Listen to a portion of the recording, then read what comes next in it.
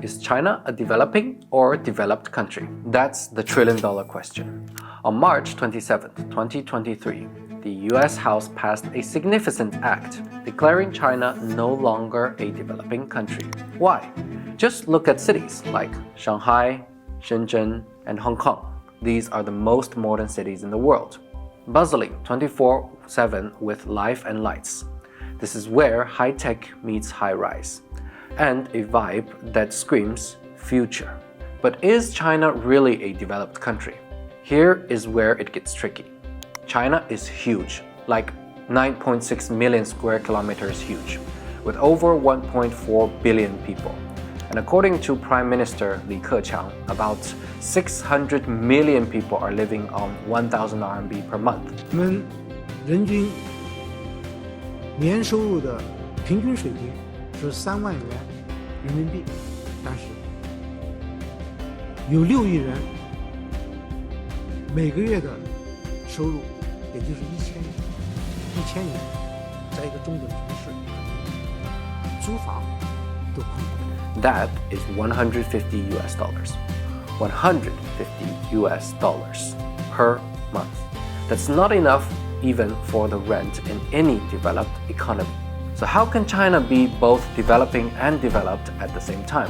In this video, we'll explore various criteria to understand why the world struggles to categorize this multifaceted nation.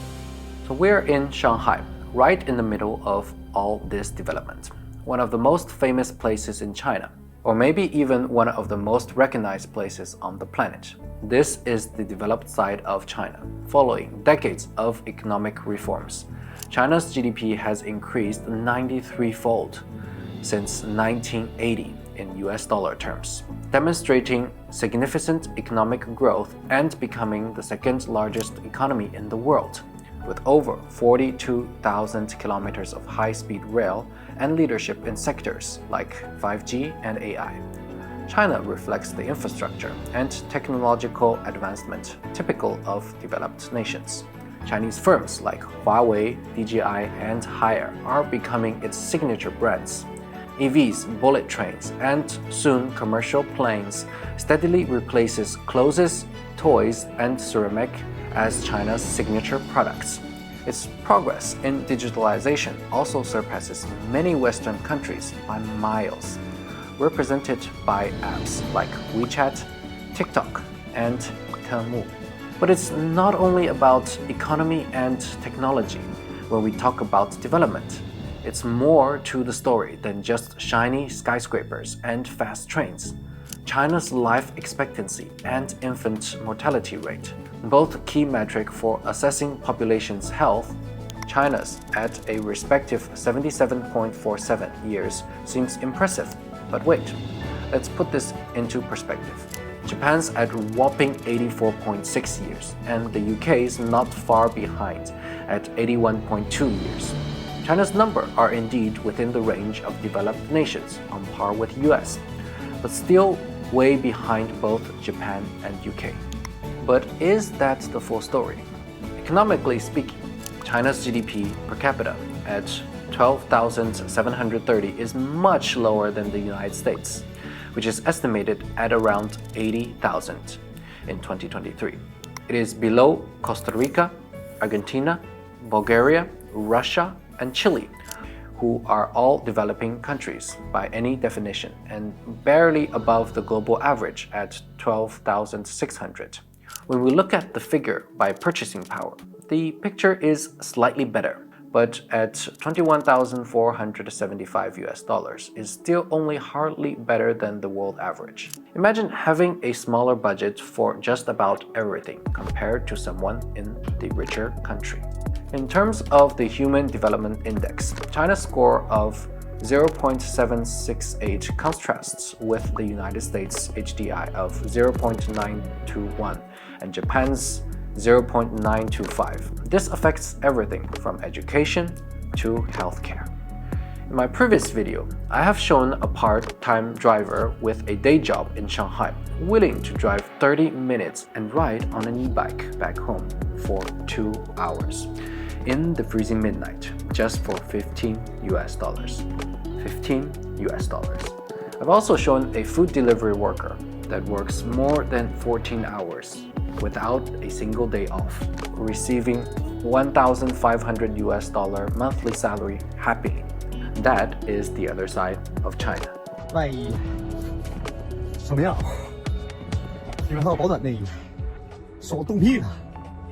不过今天发工资。You can see. 李瑞峰，有效出勤是1871单，然后超时了是75单，差评了1单。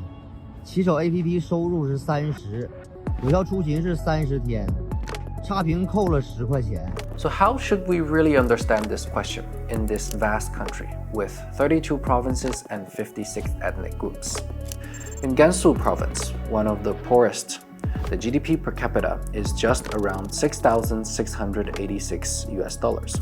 Compared that to Shanghai, one of the wealthiest, with about $26,000. I once drove from Shanghai to Fujian, and during my journey, when I passed through the busy service stations in the Jiangsu, Zhejiang, and Shanghai regions, I was struck by their prosperity. But as I continued southward, nearing Fujian, the service stations along the highway were literally empty. If that still doesn't show the difference, let's look at the Gini coeffient, a measurement of income inequality, which varies notably between China and other major economies like Japan and the United Kingdom. In 2023, China is at 38, while the UK at 34 and Japan at 31. What does this mean? There is a big gap between the rich and the poor in China than in these other countries. So how should we understand this question? In conclusion, China is in a complex spot. The disagreement between the US and China on this classification raises several critical questions about the criteria for determining a country's development status and the implications of such classification in geopolitics. China, despite its technological marvels and architectural wonders, is catching up in other crucial areas. This mix of high-end development and ongoing process in health and well-being shows a country that's multifaceted, complex, and continually evolving. China isn't just a country with high-tech cities. It's a place where multiple aspects of development are happening at different speeds. For a deeper exploration of China's geography and its influence on national development, our previous video offers extensive insights into this diverse and evolving country. That's it for our video today. If you enjoyed our video today and our channel, please leave a like, subscribe to the channel, and share so that more people can see our awesome videos in the future.